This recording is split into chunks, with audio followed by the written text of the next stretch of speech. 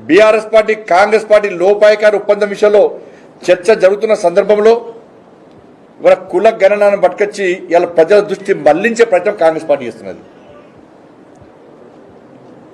అరే కేసీఆర్ ప్రభుత్వం ఉన్నప్పుడు మాత్రం సకల జనుల సర్వే నేను ఆ రోజు 100 స్పీడ్ హైదరాబాద్ కన్వారు ఈ సర్వేలో పాల్గొంటేనే తెలంగాణ లేవుడు కాదట. ఇట్లా సెంటిమెంట్ అగిలిస్తే ఉన్న వాళ్ళందరూ స్వచ్ఛందంగా సర్వేలో పాల్గొన్నారు. ఆ రిపోర్ట్స్కి పోయి కింద సంఖ్యలు పెట్టి వంగుస్తున్నాడు, ఎవరికి ఇస్తున్నాడు. అది ఏ లాకాల్లో పెట్టి ఉన్నా మరి అది. ఆ రోజు కేసీఆర్ ఏం రిలీజ్ చేసింది? అలా సకల జన సర్వే చేస్తే సమగ్ర కుటుంబ సర్వే చేస్తే 51% బీసీల పర్సంటేజ్, 51% బీసీల పర్సంటేజ్, ముస్లిం కలపలే.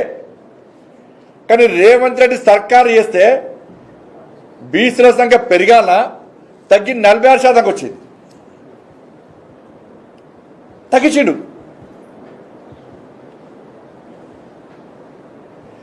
ముస్లిం 10% ముస్లిం కలిపి బీసీలో కలిపాడు. ఎవరయ్యా జాగిరి? అసలు ఈ కుల గణన బోకస్ మీకు ఇలా ఎన్నికల కమిషన్ ముఖ్యమైన విషయం ఏంటంటే ఎన్నికల కమిషన్ ఓటర్ లిస్టును మొన్న ఎంతమంది ఓటర్లు ఉన్నారో మొన్న బహిర్గతం చేసింది. ఎంతమంది ఓటర్లు ఉన్నారు తెలంగాణ రాష్ట్రంలో? 3,34,00,000 మంది ఓటర్స్ తెలంగాణ రాష్ట్రంలో ఉన్నారు. 3,34,00,000 మంది ఓటర్స్ తెలంగాణ రాష్ట్రంలో ఉన్నారు. కానీ కాంగ్రెస్ పార్టీ ప్రభుత్వం పాపులేషన్ ఎంత అన్నది? 3,70,00,000 అన్నది. ఓటర్లేమో 3,34,00,000 అట. ఎలక్షన్ కమిషన్ ఇస్తుంది. ఇలా పాపులేషన్ మాత్రం 3,70,00,000 అట. ఇది అంటే ఎంత తేడా ఉంటుంది? అంటే మిగతా జనం ఏడమేరు. ఇలా మేధావి వర్గం కానీ నిపుణులు కానీ వాళ్ళు ఏం అంచనా వేస్తున్నారు? తెలంగాణ రాష్ట్ర జనాభా ఇప్పుడున్న పరిస్థితి ప్రకారము 4,30,00,000 ఉండాలి. 4,30,00,000 జనాభా ఉండాలి. ఏ రేషియో ప్రకారం?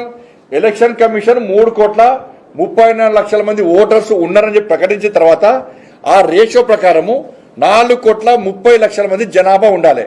మరి కాంగ్రెస్ పార్టీ ప్రభుత్వం 3,70,00,000 అంటుంది.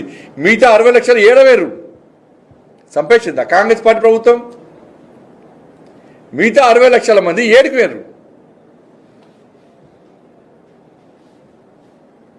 అరే ఓటర్లు 3,30,00,000 ఉంటారు, జనాభా 3,70,00,000 ఉంటారా? ఇది ఎక్కడి సర్వే మీది? 10% ముస్లిం బీసీలు కట్టండి. అయ్యే జాగిరా మీ తాత జాగిరా? ఎట్లా కప్తారు బీసీల ముస్లింలను?